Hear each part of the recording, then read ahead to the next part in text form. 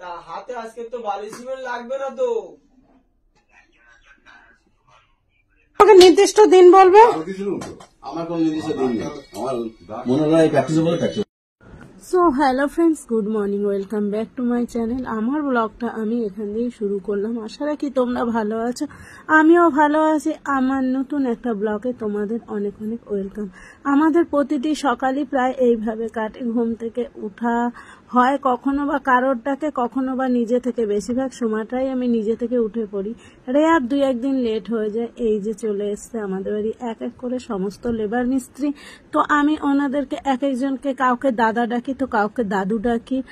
তো এইভাবেই ওদেরকে ডাকি। আর সকালবেলা যে এসছিল আরেকজন, উনি হলেন কি বলবো, সিঙ্গার। তো ও আমাকে অনেক দিন ধরেই বলছে ওর সঙ্গে গান গাইতে। বাট আমি আগে কিন্তু স্টেজ প্রোগ্রাম করতাম, বাট আমি বিয়ের পর থেকে টোটালি সেই জায়গা থেকে সরে এসেছি। তো ও আমাকে বারবার বলছিল, তো আমি ওকে বললাম না, এখন নট পসিবল, এখন আর সম্ভব না। তো ও বারবার বললো কেন না যাক গিয়ে। তারপরে এই যে এই দাদা ভাইটা আমাদের ভ্যানটা নিয়ে বেরিয়ে গেল। তোমার দাদাও আগে যাচ্ছে, আর আমার দাদুটা এসেছিল, তোমরা দেখলে। দাদুর সঙ্গে আমি অনেক গল্প করছিলাম, ও চাও করেছিলাম, সবাইকে চাও দেয়া হয়েছিল। তো সমস্ত ভিডিওটা শ্যুট করা যায় না, কেন যেন সকালবেলা থাকে দাদা ভাইয়ের খাবার তৈরি করার একটা, তারপরে দাদা ভাই ওদের সঙ্গে কাজের ব্যাপারে বিভিন্নভাবে কথা বলে।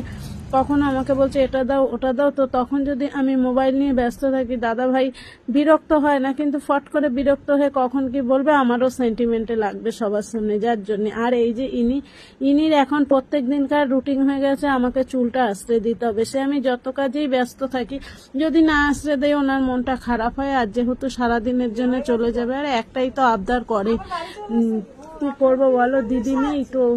এখন আমারই সন্তানেরা, এখন কি বরাবরই ছিল, তো আজও থাকবে। আর এই যে আমাদের দাদা ভাই আবার দেখি ভ্যানটা রেখে ফিরে এসছে। তাই আমি বলছি ব্যাপারটা কি, তো সে কিছু একটা নিতে এসেছিল। আর এই যে আমাদের বাজার, তোমরা দেখেছো আমাদের পাশের বাড়ি একটা সজনে গাছ, অর্থাৎ ওই যে দোকান বৌদির বাড়ি অনেক সজনে ডাঁটা হয়েছে। এই সজনে ডাঁটাগুলো দিয়েছে, আর তোমাদের সঙ্গে গল্প করছিলাম। এই ভিডিওটা দুদিন আগের। আমার শরীর কিন্তু অনেকটা বেশি অসুস্থ ছিল, সেটাই তোমাদের সঙ্গে বলছিলাম। কিন্তু বলেছি না মেশিনের আওয়াজ এত, তাই জন্য আমাকে সবকিছু মিউট করে আবার ভয়েস ওভার দিতে হয়।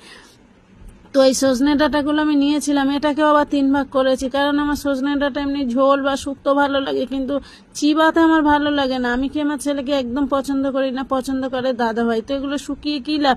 কিছুদিন আগে দাদা ভাই যখন এর দাম অনেক ছিল, তখন কতগুলো নিয়ে এসেছিল, তোমাদের তো দেখিয়েছি। তারপরে না সবসময় মনে হয় একটু ঝাল ঝাল করে মাংস খেতে, তো জাগিয়ে নিয়ে এলো। আবার আমার ছেলের ফ্যাচাং আছে, ঝাল খেতে পারে না।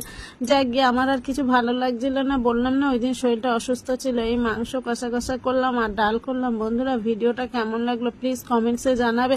পুরো ভিডিওটা দেখার অনুরোধ রইল। ভিডিওটা একটু স্কিপ করো না, মাত্র তো কয়েকটা মিনিটের ভিডিও। তোমরা তো জানো ভিডিও প্রত্যেকের দেখা উচিত। সবাই ভালো।